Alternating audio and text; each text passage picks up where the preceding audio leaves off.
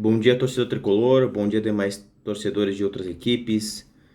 Nos vemos aqui mais uma vez para discutir um pouquinho de futebol, um pouquinho de São Paulo.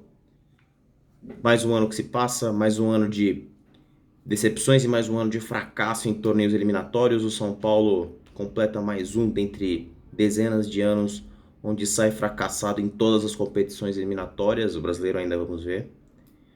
E quem leu o título desse vídeo deve estar se perguntando o porquê.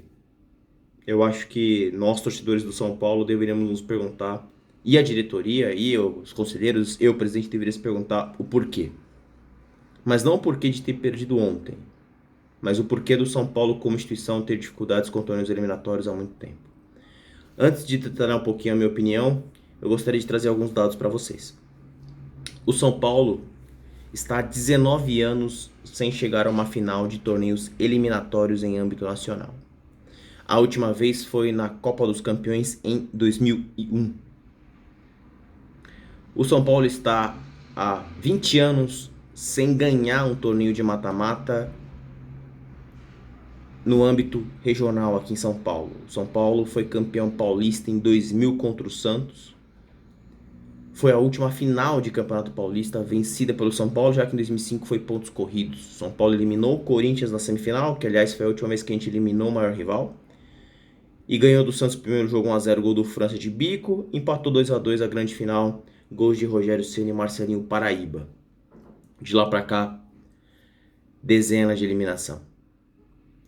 O São Paulo está há 29 anos sem ganhar um campeonato eliminatório em âmbito nacional. A última vez foi em 1991 contra o Bragantino, 1-0 no Morumbi, 0-0 em Bragança, São Paulo campeão brasileiro.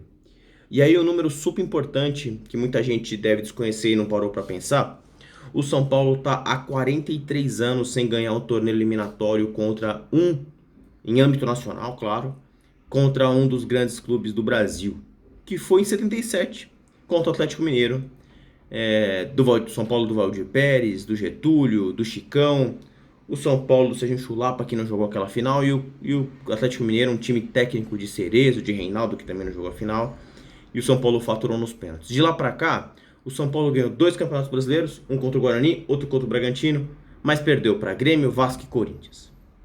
Ou seja, o São Paulo perdeu para os grandes clubes e ganhou de clubes menores nesse período. Não que na época o Guarani fosse um time muito pequeno, ao contrário, o Guarani já tinha um campeonato brasileiro, coisa que o Corinthians, por exemplo, não tinha em 86, mas o Guarani hoje não. O Guarani nunca se firmou entre os grandes clubes do Brasil, não está nem na lista dos 12, dos 13. O Guarani foi importante na época, assim como o Bragantino foi, mas foi uma fase. Então o Guarani nunca foi o grande. É um grande em Campinas, mas nunca foi um grande no cenário nacional, apesar de ter sido campeão brasileiro. Então o São Paulo tem números super dificultosos com torneios de mata-mata. E aí nós, torcedores e a diretoria, os conselheiros e o presidente deveriam pensar um pouco de forma estrutural. Não deveria pensar no jogo de ontem em si. Não deveria pensar nos jogos anteriores em si. O São Paulo deveria pensar como conceito de treinador e de jogadores.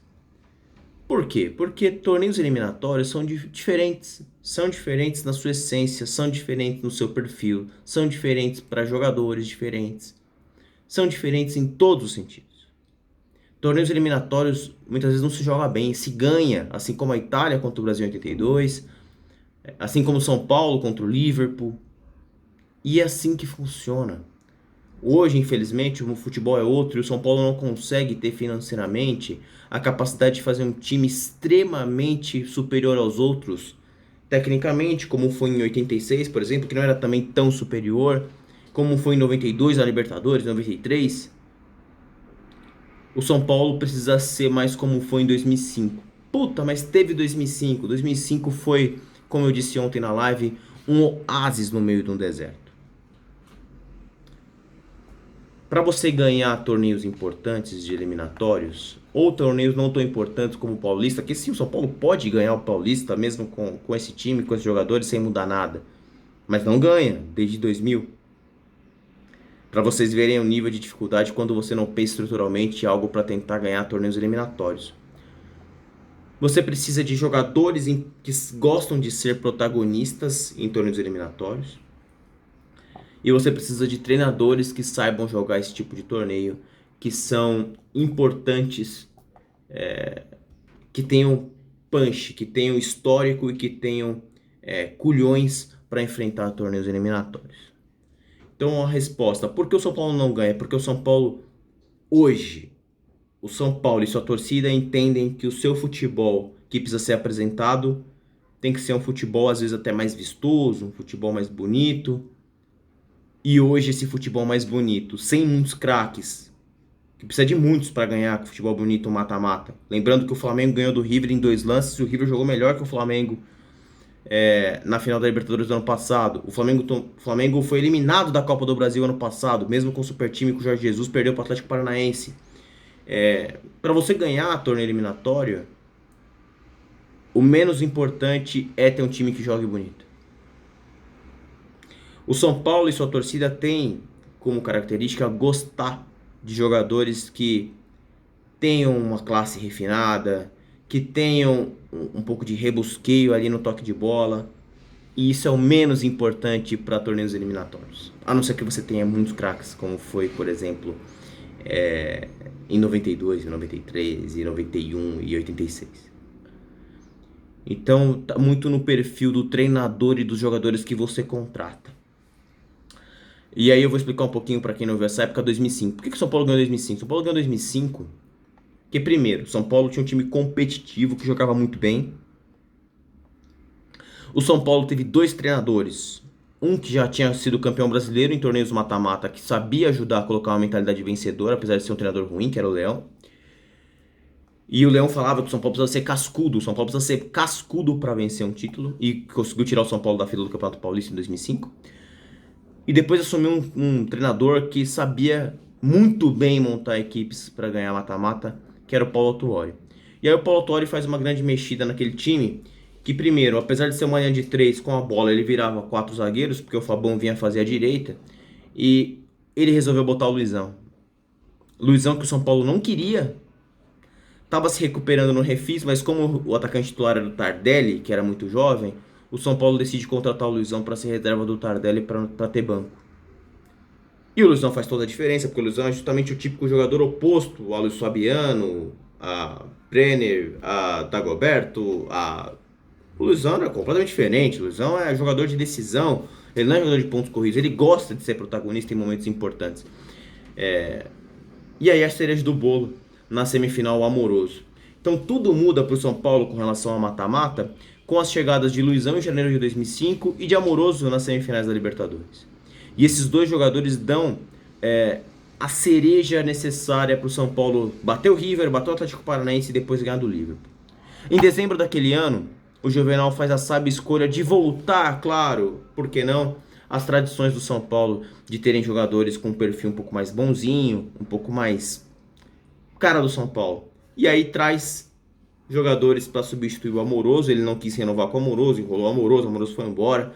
O Luizão foi para o Japão, já tinha ido antes. E o São Paulo volta a ter um time para confrontos de dia a dia e não de mata-mata. Acaba perdendo a final pro Inter. Vamos lá. De Rafael Sobis, de Fernandão, jogadores de mata-mata, jogadores de decisão. E de lá pra cá o São Paulo manteve o perfil. Então foi Dagoberto, foi de certa forma Aloísio, trouxe de volta o Luiz Fabiano, e o São Paulo foi naufragando. Treinadores, o São Paulo não paga caro no treinador há muito tempo. O São Paulo teve Edgardo Balsa, que levou o São Paulo à semifinal da Libertadores, e aquele time conseguiu chegar na semifinal da Copa do Brasil contra o Santos, mas não avançou porque o Balsa já não estava mais, mas era um treinador acostumado a mata-mata. E o São Paulo teve Muricy, que não era um treinador de mata-mata, teve outros tantos que não eram treinadores importantes para torneios eliminatórios. Então, por que o São Paulo não ganha? O São Paulo não ganha porque hoje nós, torcedores e time e clube, temos uma dificuldade e um problema de identidade com relação à equipe e treinador. E para ganhar torneio eliminatório precisa mudar esse mindset, precisa ajustar isso. Precisa trazer treinador grande, precisa trazer jogador grande. E não tô falando aqui de qualidade técnica, eu tô falando aqui de jogador que gosta de jogar esse tipo de jogo.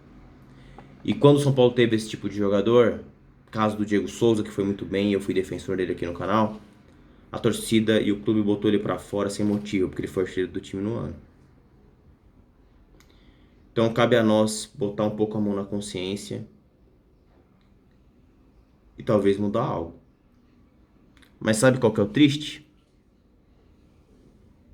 Ninguém que tá vendo esse vídeo vai fazer isso. E o pior, nem a diretoria vai fazer isso. Que pelo menos o São Paulo consiga, se tiver sorte e a bênção de Deus, sair da fila com o Campeonato Brasileiro. Até a próxima, um grande abraço e vamos tricolor.